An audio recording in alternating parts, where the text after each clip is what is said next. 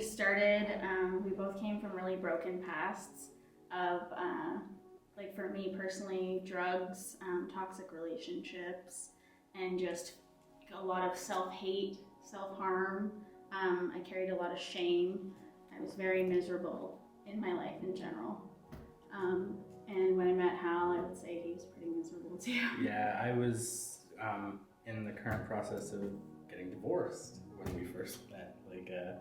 And that was something that I never planned on in my life or never wanted for my life or my kids.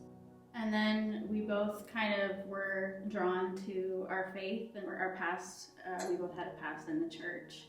Hal's in the States, in Florida, and me here in Cambridge. And then we started coming back to church, and slowly our faith started growing again.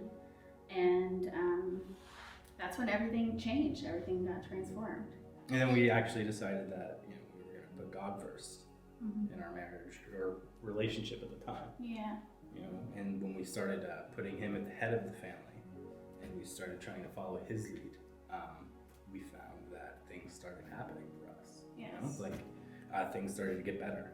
Better job opportunities, better living situations. Yes. Our kids, we got custody of the kids. Yeah, that was a big one, eh? Because they were in a rough situation too. Yeah. Push came to shove, ended up actually living with Amy's parents for a while. Like they're big leaders in our faith for sure, and directing us in the way to go, and bringing us to church faithfully every week. That was a really good growing time in our life. Yes, it was. Yeah. And for me personally too,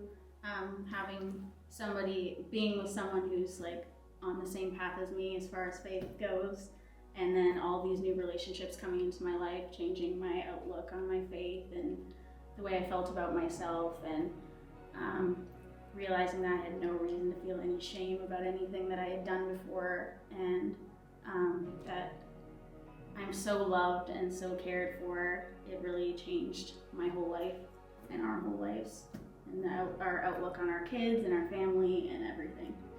I mean, I think a lot of people, they have the wrong idea that to be able to come to God, you have to be good first.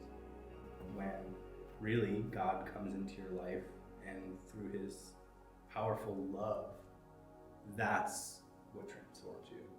Like that love. I mean, it is something that you'll never experience anywhere else except in God's arms. And then you're more willing to do the things that he says are good for you, because you know his intentions are good for you. You know that he loves you. And so it all just kind of comes together and transforms your heart, changes your life. Always for the better too. Yes, always for good. I've never been let down putting